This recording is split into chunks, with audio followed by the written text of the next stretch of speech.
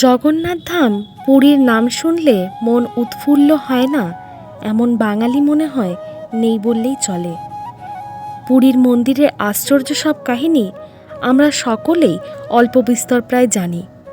যেমন হাওয়ার বিপরীত দিকে ধ্বজা ওড়া, মন্দিরের ভিতরে সমুদ্রের শব্দ না আসা, একসাথে অনেক হাঁড়িতে রান্না হওয়া, এমনকি সবচেয়ে ওপরের হাঁড়িতে প্রথম রান্না হওয়া, ইত্যাদি ইত্যাদি। জগন্নাথ দেবের মাসির বাড়ির উদ্দেশ্যে যাত্রা উপলক্ষে আমরা রথযাত্রা উৎসব পালন করি। পুরীতে এই উৎসবে সামিল হয় লক্ষ লক্ষ মানুষ। কলেজ এক্সকারশন উপলক্ষে শেষবার পুরী যাই 2015 সালে। বন্ধুদের সাথে ঘুরতে যাওয়ার মজাই আলাদা। তার মধ্যেও মনের মণিকোঠায় জায়গা করে নেয় শ্রী শ্রী জগন্নাথ দেবের বিগ্রহ।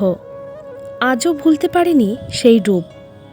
এখন তো শুনেছি সামনে নাকি যেতেই দেয় না। ভাগ্যিস তখন দেখতে পেয়েছিলাম।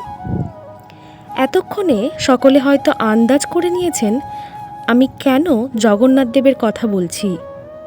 ছোটবেলায় আঁকিবুকি অল্প বিস্তর করেছি বইকি, কিন্তু এতটা চেষ্টা করিনি। শুরু করছি আবারও নিজের এক নতুন অধ্যায়।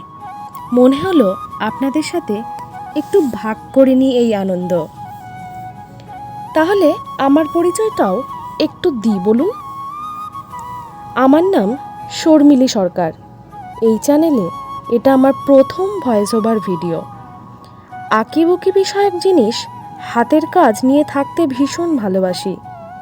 আমার এই ভিডিও কেমন লাগলো অবশ্যই জানাবেন। সবাইকে রথযাত্রার শুভেচ্ছা জানাই। আর হ্যাঁ, আপনারাও জগন্নাথ দেব বা পুরীর মন্দির সম্বন্ধে কিছু অজানা তথ্য জেনে থাকলে অবশ্যই কমেন্ট করে জানাবেন। আজ তবে আসি।